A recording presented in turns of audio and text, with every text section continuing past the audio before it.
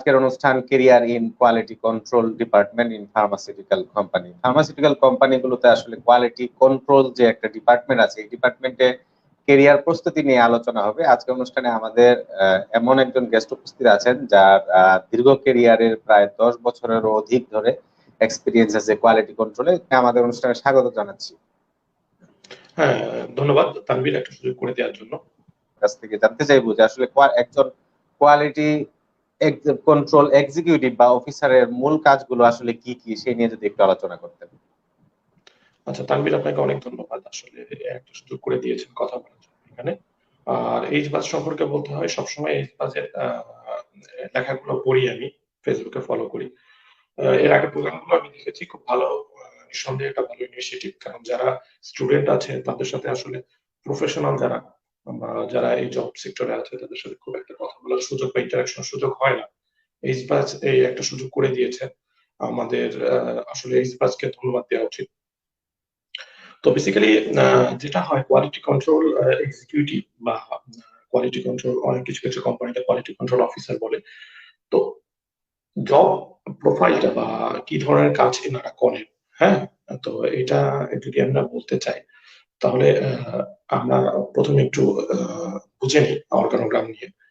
Quality control আসলে quality assurance এর আন্ডারে, হ্যাঁ, যে কোনো অর্গানাইজেশনের যে স্টার্টিং ম্যাটেরিয়াল থাকে, স্টার্টিং ম্যাটেরিয়াল বলতে আমি বোঝাচ্ছি র ম্যাটেরিয়াল এবং প্যাকেজিং ম্যাটেরিয়াল এবং ফিনিশ গুডস, যেটা ফাইনাল ফিনিশ প্রোডাক্ট যেটা, এবং স্ট্যাবিলিটি স্টাডি।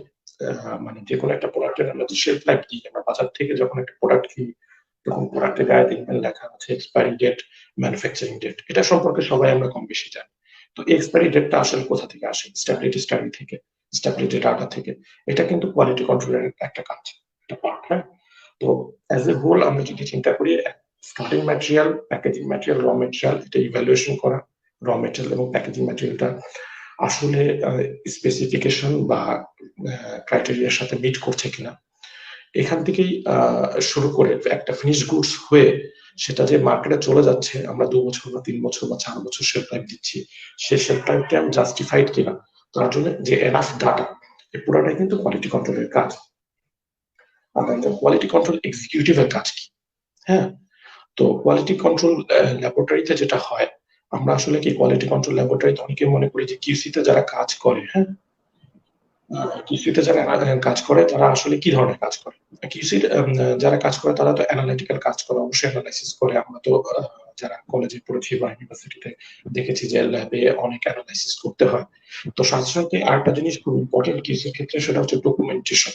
হ্যাঁ, প্রথম জিনিস হচ্ছে আমি অ্যানালাইসিস করছি, আমি ডাটা জেনারেট করছি, একটা ডাটা আমি পাচ্ছি। সেকেন্ড হচ্ছে ডাটাটা আমাকে তো প্রেজেন্ট করতে হবে, প্রেজেন্টেবল ফরম্যাটে নিতে হবে, একটা ডকুমেন্ট জেনারেট করতে হবে। তো আমাদের ক্ষেত্রে যেটা হয়, যেটা আমি দেখেছি, যে আসলে যারা ইউনিভার্সিটি থেকে আসে তারা হয়তো খুব একটা প্র্যাকটিক্যাল ওইভাবে করে না বা ইন্টারেস্ট ফিল করে না। এটা একটা আমি অনেকের ভিতরে দেখেছি। আবার অনেকের ভিতরে দেখেছি যারা খুব ডিটারমাইন্ড থাকে, যারা পিএইচডি করবো বা বাইরে যাবো বা রিসার্চ করবো। এদের ক্ষেত্রে আমি একটা দুর্বলতা দেখেছি যে এরা আসলে ডকুমেন্টেশনটাকে অতটা গুরুত্ব দেয় না। মনে করে যে আমি একটা টেস্ট করলাম, একটা এক্সপেরিমেন্ট করলাম, দ্যাটস ইট। কিন্তু আসলে তা না, বোথ ডকুমেন্টেশন এবং অ্যানালাইসিস, এটা আসলে অন্য যে কোনো জব থেকে কোয়ালিটি কন্ট্রোলটা একটু ডিফারেন্ট। কারণ একজন কোয়ালিটি কন্ট্রোল এক্সিকিউটিভের যেটা হয়, নর্মাল একটা ডের কথা আমরা চিন্তা করি, সকালবেলা সে আসার পরে আমাদের কোয়ালিটি কন্ট্রোল ডিপার্টমেন্টে যেটা থাকে সেটা হচ্ছে টিম লিডার। টিম লিডার বলতে আমরা বোঝাচ্ছি যে আমি একটু আগে বললাম যে স্টার্টিং ম্যাটেরিয়াল থাকে, প্যাকেজিং ম্যাটেরিয়াল, তারপরে থাকে স্ট্যাবিলিটি স্টাডি। এখানে যে কোনো ফার্মাসিউটিক্যালসে যান আপনি, এই টিমগুলো দেখবেন, একটা টিম লিডার থাকে। টিম লিডার কি করে, সকালবেলা এসে রুটিন যে কাজগুলো, কারণ quality control is 100ly related to production planning কি করছে তার উপর ভিত্তি করে তাকে র মেটেরিয়াল বা প্যাকেজিং মেটেরিয়ালটাকে পাস দিতে হবে। তো টিম লিডাররা কি করে, কাজটা অ্যাসাইন করে based on experience, based on knowledge, based on ability. তো দেখা যাচ্ছে যারা একটু সিনিয়র তারা হয়তো ক্রিটিক্যাল কাজগুলো কে তাদের উপর ডিস্ট্রিবিউট করে। তো এই যে কাজগুলো সে করলো দিন শেষে ওভার দ্য ডে, এটাকে তাকে কিন্তু একটা ডকুমেন্টেশন করতে হবে। আদারওয়াইজ ফার্মাসিউটিক্যালস আমি একটা কথা সবসময় বলি, if it is not documented it never happen, it's a rumour. আমি যদি আমার কাজটাকে ডকুমেন্ট না করি তাহলে কিন্তু আমি দিন শেষে প্রেজেন্ট করতে পারছি না কাউকে। এটা একটা গুজব। তো এই আমার কাছে যেটা আমি মানে ফিল করি সেটা হচ্ছে স্টুডেন্ট লাইফ থেকে এই জিনিসগুলো আসলে মাথার ভিতরে আমাদের সবাইকে নিয়ে নিতে হবে যে in the end of the day আমি যেটাই করি সেটা যেন আমার ডকুমেন্ট থাকে, তার জন্য এভিডেন্স থাকে। তো কোয়ালিটি কন্ট্রোলে যেটা হয়, আমি যেটা বললাম যে টিম লিডাররা কাজ অ্যাসাইন করে দেন, কাজ অ্যাসাইন করে দেওয়ার পরে যেটা হয় অ্যানালাইসিস করে যেতে একটা সার্টেন টাইম, তারপরে সেটা কি করে সেটাকে ডকুমেন্টেড করে। এবং কৃষির আরেকটা বড় ইম্পর্টেন্ট জিনিস সেটা হচ্ছে রিলায়েবিলিটি অফ ডাটা। আমি যে ডাটাটা জেনারেট করছি, আমি আজকে একটা অ্যানালাইসিস করলাম, আমার অ্যানালাইসিসে যে ইকুইপমেন্ট ইউজ করছি সেই ইকুইপমেন্টটা আমার কতটা অ্যাকুরেট ডাটা দিচ্ছে। তো এইটার পিছনে যেটা করতে হয়, আমাকে প্রত্যেকটা ইনস্ট্রুমেন্টকে আমাকে একটা ক্যালিব্রেশন করতে হয় এবং এটা একটা ইন্টারভাল থাকে, 3 মাস 6 মাস 1 বছর বেসড অন দ্য ইকুইপমেন্ট। তো একজন কোয়ালিটি কন্ট্রোল এক্সিকিউটিভ কিন্তু এই ইকুইপমেন্ট ক্যালিব্রেশন সম্পর্কে, ইকুইপমেন্ট সম্পর্কে খুব ভালো নলেজ রাখতে হয়। আর প্রোডাকশন থেকে কোয়ালিটি কন্ট্রোল একটু ডিফারেন্ট, কারণ প্রোডাকশনে যেটা হয় 20 জন 25 জন 50 জন অপারেটর থাকে। তো তারা কি করে, তারা ম্যানুফ্যাকচারিং করে। একজন প্রোডাকশন কি করে, প্রোডাকশন অফিসার সে কিন্তু দেখা যাচ্ছে প্রোডাকশনে মেশিন চালাচ্ছে 10 জন অপারেটর, তাদেরকে সুপারভাইজ করছে। কিন্তু কোয়ালিটি কন্ট্রোল অফিসারের কাজটা কি, সে নিজেই কিন্তু অ্যানালাইসিস করছে, সে নিজেই ডকুমেন্টেশন করছে, দিন শেষে কিন্তু সেই তার ডাটাটাকে প্রেজেন্টেবল ফরম্যাটে নিয়ে যাচ্ছে। তানভীর, মোটামুটি আমি আমার ধারণা কিছুটা হলো ব্যাখ্যা করতে পেরেছি। ধন্যবাদ। কোয়ালিটি কন্ট্রোল অফিসার বা এক্সিকিউটিভ দৈনন্দিন জীবনে আপনি যেটা বলেছেন ডকুমেন্টেশন, এর পাশাপাশি আসলে আর কি কি চ্যালেঞ্জ ফেস করে? থেকে বলি, আমাদের এখানে যেটা হয়, আমরা আসলে কি যে কোনো ফার্মাসিউটিক্যালসে আমি দেখেছি যেটা নতুন যারা আসে, হ্যাঁ, কোয়ালিটি কন্ট্রোলের ক্ষেত্রে নতুন যারা আসে তাদের ক্ষেত্রে ফার্মাসিউটিক্যালসে বেসিক কিছু কোয়ালিটি কন্ট্রোল ইকুইপমেন্ট আছে, dissolution machine, UV machine, HPLC machine, এবং আপনি ম্যাক্সিমাম ইউনিভার্সিটিতে মেশিন গুলো পাবেন। হ্যাঁ, তো স্টুডেন্টরা কিন্তু কম বেশি ইকুইপমেন্ট গুলো দেখে, হ্যাঁ, কিন্তু সবার ভিতরে একটা ধারণা থাকে আমি ইকুইপমেন্টটা কিভাবে চালাতে হয় এটা জানা জরুরি। আসলে এটা কিন্তু অতটা জরুরি না, কারণ আজকে একটা সফটওয়্যার চলছে, কালকে তো আরেকটা সফটওয়্যার আসতেই পারে। এই মাইক্রোসফট ওয়ার্ডের কথা চিন্তা করেন, একসময় কি করতাম আমরা, ফাইলে যেতাম, ক্লিক করতাম, সেভ অ্যাজ সিলেক্ট করতাম, তারপরে এখন কিন্তু অনেকটা আইকন বেসড হয়ে গেছে। তো টাইম টু টাইম কিন্তু সফটওয়্যার চেঞ্জ হতে পারে, আমাকে কি জানতে হবে কি বেসিক এইচপিএলসি আসলে কিভাবে কাজ করে। এইচপিএলসি তে আসলে একটা এইচপিএলসি কলাম থাকে, একটা হাই প্রেসার পাম্প থাকে। এই যে জিনিসগুলো কিন্তু আমি আমি মানে বলা ঠিক না, তারপর বলছি, কিছুদিন আগে আমি খাতা দেখছিলাম পরীক্ষা, তো লিখেছে হোয়াট ইজ এইচপিএলসি, তো একজন এইচপিএলসির একটা ছবি আছে, মানে তার ধারণা এইচপিএলসির একটা ছবি, মানে সে কিন্তু কোনো কম্পোনেন্ট হাত দিয়ে তীর চিহ্ন দিয়ে দেখায়নি যে এটা পাম্প, এটা যেটা, সে জাস্ট একটা ছবি আছে। তো তার মানে সে কিন্তু এইচপিএলসি দেখেছে, কারণ সে ছবি এঁকেছে, তার মানে সে অবশ্যই স্পেসি দেখেছে, কিন্তু সে আসলে কিন্তু বোঝার চেষ্টা করে না কোনটা কি জিনিস।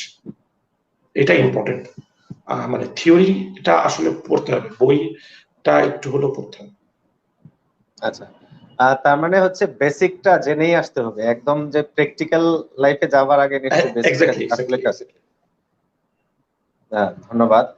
ভাইয়া, আপনার কাছে জানতে চাইবো যে আসলে কোয়ালিটি কন্ট্রোল আমরা বাংলাদেশে আমরা একটা ট্রেন্ড দেখে থাকি, যেটা হচ্ছে হয় প্রোডাকশন বা পিএমডি তে চলে যায়। এটা একটা ধারণা আমাদের পড়াশোনাকালীন যারা স্টুডেন্ট তারা ভাবি আমরা কোথায় যাব, ফ্যাক্টরিতে গেলে প্রোডাকশন, মাথায় কিন্তু কিউসি বা কিউএ এইটা নিয়েও ধারণা খুব কম স্টুডেন্টদের, বেশিরভাগের ধারণা যে আমি প্রোডাকশনে যাব বা পিএমডি তে যাব। এই যে কিউসি কোয়ালিটি কন্ট্রোল একটা বড় ডিপার্টমেন্ট, আমি দেখেছি প্রচুর এমপ্লয়ি ফার্মাসিস্ট কাজ করে থাকে। এটা নিয়ে একটু বলবেন যে আসলে এটা কেরিয়ারটা কেমন, কেরিয়ার কতটা উজ্জ্বল? অনেকে যেটা চিন্তা করে, সত্যি কথা বলতে কি, একটা সার্টেন টাইমের আগে, আমি তো অনেক আগে মানে 2009 থেকে যখন জয়েন করেছি, তখনের সাথে এখনকার ফার্মাসিউটিক্যাল এনভায়রনমেন্ট যদি আমরা চিন্তা করি, আসলে সেই সময় আমরা শুনেছি স্কোয়ার প্রথম এমএইচআর এ পেল, স্কেফ এমএইচআর এ পেল, এখন কিন্তু আমরা মোর এন্ড মোর রেগুলেটেড মার্কেটের দিকে যাচ্ছি। ইউজিএনসি বলেন, ইউএসএফডিএ বলেন, বা পিক্স এর সদস্য, বাংলাদেশ কিন্তু পিক্স এর সদস্য হতে যাচ্ছে। Bangladesh is trying to get membership in pix. আমরা তো সবাই জানি পিক্স রেগুলেটেড একটা বডি। তো আসলে আলটিমেটলি যেটা হচ্ছে সেটা হচ্ছে, একটা সময় ছিল যখন কোয়ালিটি কন্ট্রোল মানে মানুষ বুঝতো কি আসবে, টাইট্রেশন করবে বা এরকম কিছু। আমি বেসিক ধারণা বলছি, একটা সময় কিন্তু এরকম ছিল, এরকম গিয়েছে। কিন্তু এখন যেটা হচ্ছে, এখন আমরা যতই রেগুলেটেড এনভায়রনমেন্টে যাচ্ছি, রেগুলেটেড মার্কেটে যাচ্ছি, তারা কিন্তু রেগুলেটেড মার্কেটে কিন্তু আপনি একটা প্রোডাক্ট নিয়ে গেলেন, আপনার কাছ থেকে প্রোডাক্টের প্যাকেজিং ম্যাটেরিয়াল খুব সুন্দর, আপনার কাছে প্রোডাক্ট নিবে তা কিন্তু না। সে প্রথমে আপনাকে জিজ্ঞেস করবে তুমি যে আমাকে প্রোডাক্টটা দিচ্ছ এক্সপায়ারি ডেট দিয়েছো 2 বছর, আসলে কি 2 বছর তোমার কাছে কি ডাটা আছে? তুমি কিন্তু মুখে বললে হবে না, ওখানে ওখানে যে কিন্তু ডাটা দিতে হবে। এফডিএ একটা কথা বলে যে only God we trust, everyone else please bring evidence। আমরা শুধু ঈশ্বরকে বিশ্বাস করি, অন্য কেউ বলে এভিডেন্স নিয়ে আসেন। তো এভিডেন্সটা কোথা থেকে আসবে? এভিডেন্স কিন্তু কোয়ালিটি কন্ট্রোলের টেস্ট, এছাড়া কিন্তু কোনো এভিডেন্স নাই, এছাড়া কোনো ডাটা নাই। এবং ডাটাটা যে আপনি দিচ্ছেন, আপনার ডাটাটা কি রিলায়েবল কিনা, আপনার ডাটাটা কি ভ্যালিড কিনা, আপনি যে ডাটাটা জেনারেট করছেন, আপনি যে ডাটাটা দিচ্ছেন। তো এটার জন্য যেটা হচ্ছে, এখন একটা সময় কিন্তু কোয়ালিটি কন্ট্রোল ডিপার্টমেন্টে গেলে, আমি যখন জয়েন করেছি আমার কলিগ ছিলেন 7-8 জন। এখন যদি আমরা চিন্তা করি, আমরা এখন অ্যানালিটিক্যাল 50+ লোক কাজ করছি। তো আসলে কিন্তু ডে টু ডে যেটা হয়েছে, কোয়ালিটি কন্ট্রোল যত আমরা রেগুলেটেড মার্কেটে যাচ্ছি, যত অডিট ফেস করছি, তত আমাদের ডাটা রিলায়েবিলিটির প্রশ্ন আসছে, তত আমাদের যেটা হচ্ছে এক্সপোজারটা আসতে পারে। তো আলটিমেটলি যেটা হচ্ছে কি, আমাদের স্কোপটা বাড়ছে। অ্যানালিটিক্যালের ক্ষেত্রে আমি যেটা মনে করি, বাংলাদেশে অ্যাটলিস্ট এখন যে জব সেক্টর আছে, মেজর জব পোর্শন কিন্তু অ্যানালিটিক্যাল থেকে আসবে। কারণ একজন, আমরা আর&ডির কথাই বলি, আর&ডিতে একটা কথা আছে যে অ্যাটলিস্ট 3 থেকে 5 জন অ্যানালিস্ট লাগে একজন ফর্মুলেটরের যে ফর্মুলেশন করছে সেটা চেক করার জন্য, মানে অ্যানালাইসিস করার জন্য। কোয়ালিটি কন্ট্রোলও তাই, একটা ফিনিশ প্রোডাক্ট টেস্ট করতে অ্যাটলিস্ট 2 জন বা 3 জন অফিসার প্রয়োজন একটা। তো এই কোয়ালিটি কন্ট্রোলে কিন্তু মোর অ্যান্ড মোর জব আসবে সামনে। গ্রোথটা কেমন? কোয়ালিটি কন্ট্রোলের সত্যি কথা বলতে কি, কোয়ালিটি কন্ট্রোলের ক্যারিয়ার গ্রোথ হচ্ছে, আমি যেটা বললাম, পড়াশোনার ক্ষেত্রে বা আপনি যদি মার্কেটিং এর ক্ষেত্রে দেখেন, আমরা কিন্তু রেগুলেটেড এনভায়রনমেন্টে যত যাব, যারা মডার্ন টেকনোলজিকে দ্রুত অ্যাডাপ্ট করবে, তারা কিন্তু দ্রুত শাইন করবে। আমরা in the middle of 4th industrial revolution, সবাই বলছে যে রাইট, আমাদের একটা বিশাল পরিবর্তন সম্মুখীন, বিশাল পরিবর্তন আসছে। আমরা কিন্তু ইউএস এফডিএ মার্কেটে অলরেডি বেক্সিমকো হ্যাজ গন, তাহলে তুমি আমার থেকে ভালো জানো যে না না এক্স্যাক্টলি বেশ কয়েকটা প্রোডাক্ট ইউএস এফডিএ অ্যাপ্রুভাল পেয়েছে। তো এর পিছনে বেক্সিমকোর কেউ যদি যায়, তো দেখবে বেক্সিমকোর কিন্তু বিশাল একটা অ্যানালিটিক্যাল ডিপার্টমেন্ট আছে, সেখানে কিন্তু বিশাল মঞ্চের লোকজন কাজ করছে। তো আস্তে আস্তে অন্য কোম্পানিগুলো যখন এফডিএ দিকে যাবে, তারাও কিন্তু অ্যানালিটিক্যাল ডাটা জেনারেট করার জন্য, টেস্টিং এর জন্য, কোয়ালিটি কন্ট্রোলে দিন যত যাবে, এটা জব সেকশনটা আরো বাড়বে। এক্স্যাক্টলি, আসলে আমি যেটা দেখছি যে বর্তমানে কোয়ালিটি নিয়ে এটা গভর্নমেন্ট থেকেও একটা প্রেসার কিন্তু আসতে যাচ্ছে, কারণ ইন্টারন্যাশনালি যখন করতে হবে, এক্স্যাক্টলি আরো নতুন নতুন ফর্মুলা বা রেগুলেশন আসবে, যার কারণে ফার্মাসিউটিক্যাল কোম্পানিগুলো বাধ্য হবে মোটামুটি যে একটা জিনিস কি তানভীর, আমি সবাইকে বলি যে একজন পেশেন্ট যে ওষুধ খাচ্ছে, ওষুধ জিনিসটাকে আসলে বুঝতে হবে। একজন পেশেন্ট যে ওষুধ খাচ্ছে, তার ফিলিংসটা কি? একজন হয়তো হসপিটালে আছে, তাকে হয়তো সেফটি একজন ইনজেকশন দিচ্ছে, সে কিন্তু ওই আশায় দিচ্ছে যে এটা তার শরীরে কাজ করবে। রাইট, একবার এটা চিন্তা করো যে সেফটি একজন সে দিচ্ছে, তারপরে সে হয়তো নাই, তার মানে সাফারিংসটা কি, তার ফ্যামিলি সাফারিংসটা কি? এক্স্যাক্টলি, এটা তো আসলে কোনো বিকল্প নাই, ইমপ্যাক্টটা বিশাল, ইমপ্যাক্ট বিশাল, এটা করতে হবে। আমাদের কোয়ালিটিটা অ্যাসুরেন্স করতে হবে, মানে কোয়ালিটিটা ঠিক আছে কিনা, আমার কিছু করার নেই। এখন কিন্তু অনেক সুন্দর সুন্দর গাইড পাওয়া যায়, আমি অনেকের কাছেই গাইড দেখেছি। বিশ্বাস করেন, আমি বছর 2 আগে একটা ছেলে পরীক্ষা নিয়েছি, তো সে কেমিস্ট্রি থেকে পাস করে এসেছে, সে competition dry granulation, wet granulation হুবহু লিখেছে। তো আমি তাকে জিজ্ঞেস করলাম তুমি এটা কিভাবে লিখলাম? তো বললো ভাই আমি তো নীলক্ষেত থেকে একটা গাইড কিনেছি, ফার্মাসিউটিক্যালস এর সব বেসিক কোশ্চেন গুলো ওখানে লেখা আছে, আমি মুখস্থ করে রেখেছি। আমি তার মুখের দিকে তাকাইছিলাম অনেকক্ষণ, যে তার কতটা ইন্টারেস্ট একটা কেমিস্ট্রি থেকে পড়েছে, কিন্তু জানার কথা না wet granulation, dry granulation step, তো সে কিন্তু মুখস্থ করেছে ওটা। তো এইটুকু থাকতে হবে ভিতরে চেষ্টা। এক্স্যাক্টলি। ভাইয়া আরেকটি কোশ্চেন ছিল যে আসলে কিউসিতে কাজ করার জন্য বেসিক কি কি নলেজ থাকতে হবে, এই কোশ্চেনটা ছিল। বেসিক নলেজ কিন্তু কিউসির ক্ষেত্রে আমি যেটা সবাইকে বলি সেটা হচ্ছে কি, আমাদের ফিজিক্যাল কেমিস্ট্রি বইটা ছিল বল এন্ড বল, আমি পড়েছি, সরি বল এন্ড তুলি মনে হয় ছিল, অনেক আগে পড়েছি। তো ফিজিক্যাল কেমিস্ট্রি, হ্যাঁ তো ফিজিক্যাল কেমিস্ট্রি বইটা একটু কয়েকটা চ্যাপ্টার পড়লেই কিন্তু হয়ে যায়, খুব বেশি কিছু জানা লাগে না। অ্যাবজর্পশন কি, অ্যাডসর্পশন কি, এই সংজ্ঞাটা কিন্তু অনেকেই বলতে পারে না। আমি দেখেছি বিয়ার্টস-ল্যাম্বার্ট ল, এটা কিন্তু ওয়ান অফ দ্য বেসিক মানে ল, এটা কেমিস্ট্রির স্টুডেন্ট হোক যেই হোক এটা বলতে পারবে।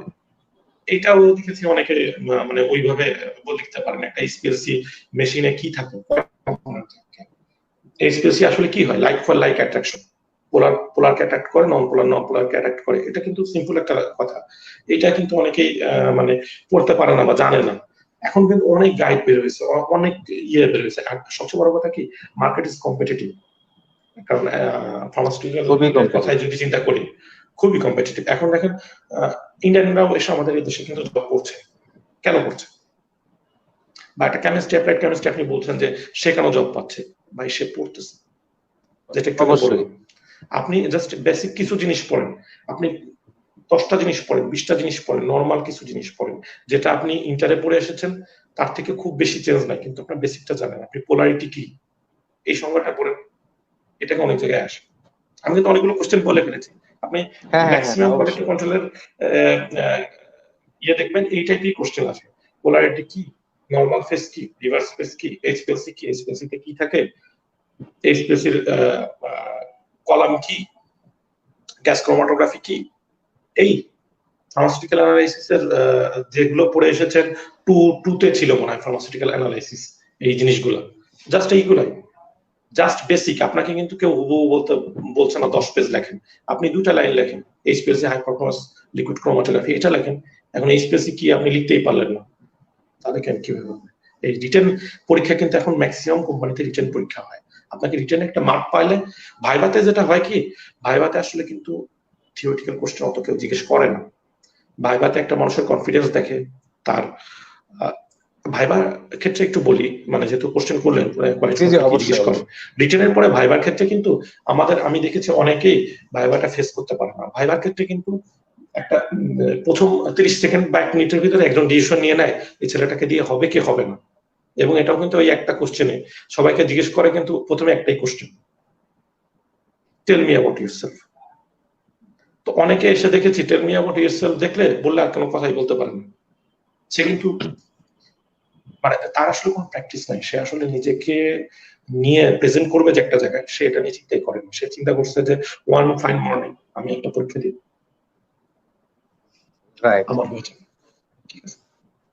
নিজেকে আর একটু নিয়ে একটু পড়াশোনা করা, একটু মানে ভাইবা কিভাবে ফেস করা যায়। ইন্টারনেটে কিন্তু অনেক টুলস আছে, আমি সবাইকে বলি ইন্টারনেট এত মজার একটা ইন্টারেস্টিং জিনিস, এখানে আপনি সবকিছু পাবেন। আপনি just how to face viva দেন, হাজার হাজার ভিডিও আসবে, আপনি 2-4টা ভিডিও দেখেন, আপনাকে খুব কঠিন কোনো কোশ্চেন করে না কোনো ভাইবাতে। Tell me about yourself, why you want this job, like this. সেটাই আসলে আমরা কেন এই জবটা চাই সেটাও কিন্তু আমরা প্রিপারেশন নিয়ে যাই না, যে কি বলবো, এটা কিন্তু খুবই একটা ইম্পর্টেন্ট কোশ্চেন। এটা ডেফিনেটলি, কারণ কি স্বাভাবিকভাবেই। যেকোনো কিছুতে একটু প্ল্যানিং তো থাকতে হবে, যে আমি একটা ভাইবা ফেস করছি, আমাকে কি জিজ্ঞেস করতে পারে, আমি একটু ইন্টারনেটটা দেখি। সেটাই। ইভেন এমনও তো হতে পারে যে হ্যাঁ কোম্পানি সম্পর্কে আসলে জানে কিনা, অনেকে ওয়েবসাইট দেখে না বা কোম্পানি সম্পর্কে কোনো আইডিয়া নেই, না, হুট করে এটা চলে যাচ্ছে। এটা কিন্তু খুব ইম্পর্টেন্ট। ওয়েবসাইট দেখা, যে কোনো ইয়েতে গেলে আমি 2টা কাজ করি, যে কোনো কোথাও গেলে আগে একটু গুগল ম্যাপে দেখে নিই লোকেশনটা কই, জানা থাকলেও একটু দেখে নিই। আর একটা জিনিস হচ্ছে ওয়েবসাইটে ঢোকা, কোম্পানি যে কোনো কোম্পানিতে ভাইবা দিতে গেলে অবশ্যই কোম্পানির ওয়েবসাইটে ঢুকে কিছু ইম্পর্টেন্ট জিনিস আছে, যেমন ফাউন্ডার কে ছিল, কত সালে কোম্পানিটা প্রতিষ্ঠিত হয়েছে, এই ইনফরমেশন গুলো একটু দেখে নেওয়া ভালো। ধন্যবাদ ভাইয়া।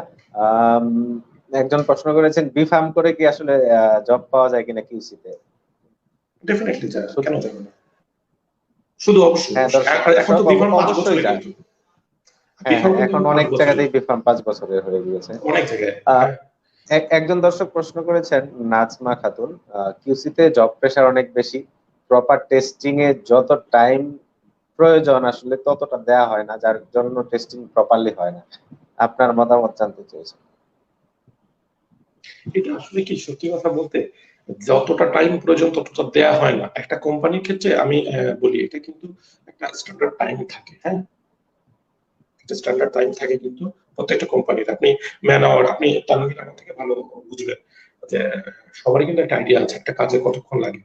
তো ততটা টাইম এক্স্যাক্টলি। দেয় না, এটা আসলে কথাটা ভুল। বলা উচিত যে আমি ততটা দিই না, বা যে পার্সন সে ততটা দেয় না ততটা। কারণ সবাই যত কম সময়ের মাঝখানে যত বেশি নিতে আদায় করতে পারে, এটা তো কমন হ্যাঁ, টেন্ডেন্সি। ডেফিনেটলি তো থাকবে, যে কোনো অর্গানাইজেশনে থাকবে একটা স্ট্যান্ডার্ড টাইম থাকবে, তার এগেইনস্ট একটা মানুষ কতটুকু টাইম নিচ্ছে এবং কেন নিচ্ছে। অবশ্যই কিছু আমরা অ্যানালাইসিস যারা করেন। সুপারভাইজ করি নরমালি, বা আপনি যারা করেন নরমালি, এটাই হয় যে আমাকে যদি একটা টাইম দেওয়া হয় যে এটা 3 দিনের মাঝখানে করতে হবে, আমি কিন্তু আমার সাবঅর্ডিনেটদেরকে 2 দিনের মাঝখানে সেটা চাওয়ার চেষ্টা করি, কারণ তাকেও কিন্তু প্রেশারাইজ করে, ডেফিনেটলি এটা নর্মাল বিষয়। এটা নরমাল বিষয়, এটা সব অর্গানাইজেশন। তানভীর, তুমি তো মার্কেটিং আছো, তুমি নিজেও জানো, তোমার যারা সেলসে আছে তাদেরকে দিয়ে তুমি বলো না যে তুমি জানো যে টার্গেট হয়তো 150% পসিবল না অ্যাচিভ করা, 150, কিন্তু তুমি জানো 150 না বললে তো 110 হবে না। এই ফার্মাসিউটিক্যাল ইন্ডাস্ট্রিতে ডিপার্টমেন্ট ওয়াইজ কি বিভিন্ন জবের মানে পরীক্ষা ভিন্ন ভিন্ন হয় কিনা? অবশ্যই ভিন্ন ভিন্ন হয়। ভাইয়া কিছু বলবেন? অবশ্যই ফার্মাসিউটিক্যাল আপনি কিউসিতে পরীক্ষা দিলে আপনাকে কেমিস্ট্রি রিলেটেড বেসিক নলেজ গুলো তো লাগবে। পড়াশোনা কিন্তু আপনার ফার্মাসিউটিক্যাল টেকনোলজি থেকে বেশি কোশ্চেন আসে, আপনি দেখবেন পড়াশোনা অলওয়েজ ফার্মাসিউটিক্যাল টেকনোলজি প্রেফার করে, যেহেতু ওটাই কাজের সাথে বেশি ম্যাচিং। ধন্যবাদ। একজন দর্শক মনে হয় আমাদেরকে সাহায্য করছেন। Basic of chromatography with classification, molarity, morality, I am not sure, হ্যাঁ, নরমালিটি, এক্স্যাক্টলি। অ্যানালাইটিক্যাল এইগুলোই কোশ্চেন আছে, এইগুলোই কোশ্চেন আছে সবসময়। এই কটা পড়লে কিন্তু আপনি 20 পাবেন 50 মার্কের পরীক্ষা। আচ্ছা আচ্ছা, একদম শিওর থাকেন, সব প্রশ্ন জায়গায় আউট। পাবেন। দর্শক আপনারা এই ভিডিওটা রেখে দিবেন, আমার মনে হয় প্রশ্ন আউট। লিস্ট ভাইয়া 20 বলেছে, কোথাও 20 কোথাও 10 তো পাবেন। হ্যাঁ হ্যাঁ, না 10 বেশি আসবে। 10-এর বেশি আসবে।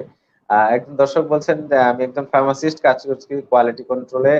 মনে করি এই সেক্টরে ফার্মাসিস্টের প্রচুর সুযোগ আছে, শুধুমাত্র কিছু ইনফরমেশনের অভাবে এই সেক্টরে কাজ করতে হবে কিভাবে বা পারবে সেটাও জানে না। কোন এখন এই সেক্টর ফার্মাসিস্টরা অনেক ভালো করছে এবং কোম্পানিগুলো ফার্মাসিস্ট এই সেক্টর নিয়ে অনেক আগ্রহ প্রকাশ করছে। খুবই সুখবর, আমার মনে হয় খুবই পজিটিভ একটা ইনফরমেশন ভাইয়া শেয়ার করেছেন। দর্শকরা নিশ্চয়ই, হ্যাঁ, খুবই আমি পজিটিভ। দেখেছি অনেক দর্শক, সত্যি কথা বলতে ভাইয়া, যে এত রেসপন্স কিন্তু পাই না। কিউসি তে প্রচুর লোক মেসেজ দিয়েছে আমাকে যে ভাই কিউসি নিয়ে প্রোগ্রাম করেন না কেন। এসকেএফ এর রিটেন রিটেন এক্সাম, ভাইয়া রিটেন এক্সাম দেওয়ার ক্ষেত্রে আইকিউ কোশ্চেন আসে 20 মার্কস, এটা কেন রাখা হয় স্যার, একটু যদি বলতেন। 10 আসে, 10 মার্কস থাকে আইকিউতে। হ্যাঁ, কেন এটা কেন আসলে রাখা হয়, আপনার কোনো মতামত আছে? আমাদের একটা চিন্তা আছে যে একটা পার্সন আসলে কি একটু কম জানতে পারে, হ্যাঁ, বা একটু কম এক্সপিরিয়েন্স থাকতে পারে, বাট তার যদি লার্নিং অ্যাবিলিটি থাকে, হ্যাঁ, সেটা আসলে অনেক। কারণ আমাদের বস যে উনি সবসময় একটা কথা বলে যে ক্যারিং মোল্ডিং। তো মোল্ড বলতে হচ্ছে আচ্ছা ওই ডাইসে বসায় না, বা মাটির পাত্র দিয়ে অনেক সময়, মাটি দিয়ে অনেক সময় পাত্র বানায় না, তা আমরা ওকে শেপে আনতে পারবো কিনা, এটা হচ্ছে জিজ্ঞেস করে ক্যান বি মোল্ডিং, মানে তার অ্যানালিটিক্যাল অ্যাবিলিটি কেমন, সে একটা প্রবলেম কিভাবে সলভ করতে পারে। এটা বোঝার জন্য একটু আইকিউ থেকে কোশ্চেন দিলে সুবিধা হয় কি, একটা মানুষের আসলে চিন্তা শক্তি কতটুকু, সে হয়তো পড়াশোনা একটু কম জানে, বা পড়াশোনা একটু কম করে আগ্রহ কমটা পায়, বা সে হয়তো প্র্যাকটিক্যাল এক্সপিরিয়েন্স একটু কম, কিন্তু তার যদি আইকিউটা ভালো থাকে সে দ্রুত শিখতে পারে। এই চিন্তা থেকে কিছু আইকিউ কোশ্চেন আসে, এবং সেটা হচ্ছে 10 মার্কের, 20 mark 10। consider ingredients as life-saving chemicals, so if they can prove properly with their analytical ability, they can definitely win the position for different sectors analysis. Patience, consistency, analytical ability, linearity can further. Thank you ভাইয়া, thank you আপু। Yes, exactly. ভাইয়া আমরা অনুষ্ঠানের শেষের দিকে চলে এসেছি, আপনার কাছে এখন জানতে চাইবো যে আসলে তরুণ প্রজন্মের উদ্দেশ্যে যারা বর্তমানে ব্যাচেলর ডিগ্রি বা বি ফার্ম স্টার্ট করেছে, অথবা কেউ কেউ হয়তো বা বি ফার্ম শেষ করে জব খুঁজছে বা এম ফার্ম স্টার্ট করেছে, তাদের ক্ষেত্রে আপনার কি পরামর্শ থাকবে যারা কোয়ালিটি কন্ট্রোলে আসতে চায়? তরুণদের ক্ষেত্রে আমি সবসময় একটা কথা বলি যে সেটা হচ্ছে বাংলাদেশে কিন্তু একটা সময় ছিল যখন জব অপরচুনিটি এতটা ছিল না। এখন কিন্তু যেটা হচ্ছে বাংলাদেশে দিন দিন কিন্তু অপরচুনিটি বাড়ছে। হ্যাঁ, বাংলাদেশে একটা সময়, আমি বলি আজ থেকে 7-8 বছর আগেও কিন্তু কেউ চিন্তা করেনি বাংলাদেশে মেডিকেল ডিভাইস তৈরি হবে।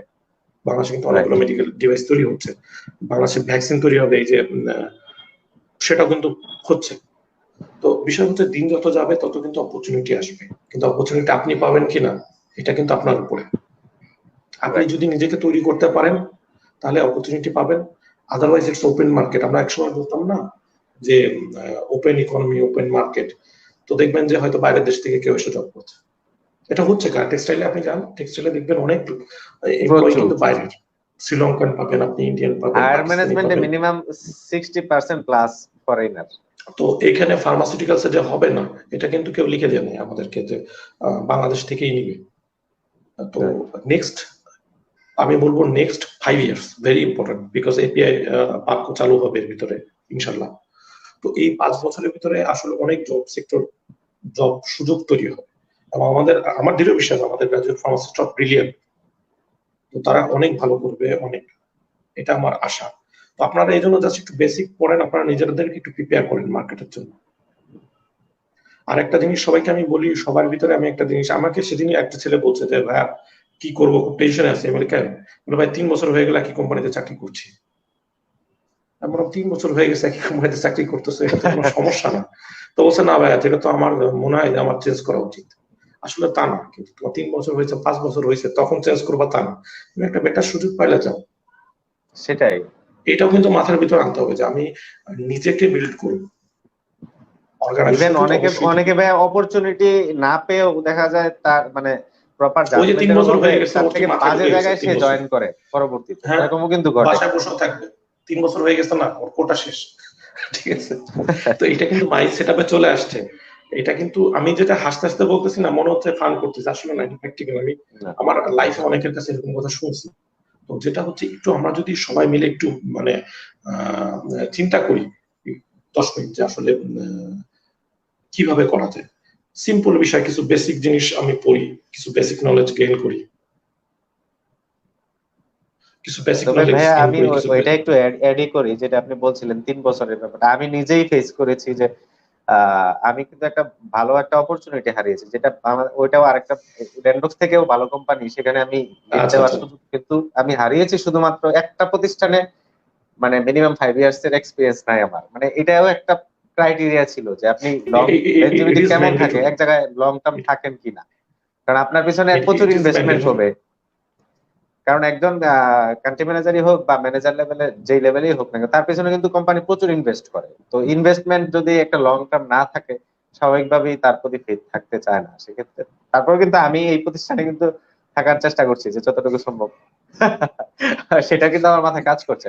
তো ভাইয়া তানভীরের একজন গোপন দর্শক বের হয়ে গেছে ইনফরমেশন। জি ভাইয়া, থ্যাংক ইউ। একজন দর্শক প্রশ্ন করেছেন যে ইউভি স্পেকট্রোস্কোপিতে কি noise draft, baseline noise find out করা যায় কিনা? বেসলাইন নয়েজ বলতে কি বোঝায়? এইচপিএলসি তে নয়েজ ড্রাফটের ব্যাপারে যদি একটু বলতেন। নয়েজ ড্রাফট নিয়ে আচ্ছা, জানতে চাচ্ছে, আর baseline noise. Noise drift UV স্পেকট্রোস্কোপিতে, আচ্ছা নয়েজ এন্ড ড্রিফট ও যখন ড্রিফট, ক্যালিব্রেশন সরি। করে না, তখন নয়েজ এন্ড ড্রিফট আচ্ছা আচ্ছা। যখন ক্যালিব্রেশন করে, হ্যাঁ, তখনই কিন্তু নয়েজ এন্ড ড্রিফট দেখে ইউভি স্পেকট্রোফটোমিটারে। নয়েজ এন্ড ড্রিফট, নয়েজ এবং নয়েজটা কি আসলে? সিগন্যাল নয়েজ, এটা হচ্ছে নয়েজ কিন্তু মেশিন ইটসেলফ জেনারেট করে, যদিও বেশি টেকনিক্যাল কথা হয়ে যাচ্ছে। আপনার সবচেয়ে আচ্ছা, ভালো হবে কি, আপনার ইউভি স্পেকট্রোফটোমিটারটা যাদের কাছ থেকে কিনেছেন তাদের কাছে যদি এই কোশ্চেনটা করেন, তারা আপনাকে দেখাই দেবে কিভাবে নয়েজ ড্রিফট বের করতে হয়। হ্যাঁ, তারপর তানভীর যদি প্রবলেম ইঞ্জিনিয়ারের হয়, কাছ থেকে একদম টেকনিক্যাল। হ্যাঁ, তারপর যদি প্রবলেম হয় তানভীর বা আমাকে নক করলে আমি বলে দেবো, সমস্যা নেই। এটা ফোনে বললে আমার মনে হয় বেটার এখান থেকে বলা থেকে। তো অনেক ধন্যবাদ আপনাকে আমাদের অনুষ্ঠানে আসার জন্য। নিশ্চয়ই আমরা ভবিষ্যতে আরো কোনো প্রোগ্রামে ডেফিনেটলি ডেফিনেটলি। কোয়ালিটি কন্ট্রোল বা এখন অ্যানালাইটিক্যাল ডিপার্টমেন্টে আছেন, হয়তো বা সেই নিয়েও আমরা আলোচনা করব। অসংখ্য ধন্যবাদ ভাইয়া। আহ নিশ্চয়ই থ্যাংক ইউ আবারও কোনো এক তানভীর। প্রোগ্রামে আপনাকে দেখা হবে। ডেফিনেটলি। আর দর্শক আচ্ছা, আপনাদেরকে বলবো, নিশ্চয়ই আরো ভালো ভালো প্রোগ্রাম সামনে অপেক্ষা করছে। আশা করি আপনাদের জন্য চেষ্টা করছি, আমরা জানি না কতটুকু পারছি, বাট বেসিক নলেজ দেওয়ার চেষ্টা করছি। Pharmaceuticals plus science related program গুলো করার চেষ্টা করি। ইভেন আমরা কেরিয়ার রিলেটেড কিছু প্রোগ্রামও করে থাকি, যাতে আপনারা কেরিয়ার নিয়ে সচেতন হন। ডেফিনেটলি। সেই কামনায় আপনারা ভালো থাকুন, সুস্থ থাকুন। শেষ করছি আজকের অনুষ্ঠান। আসসালামু আলাইকুম।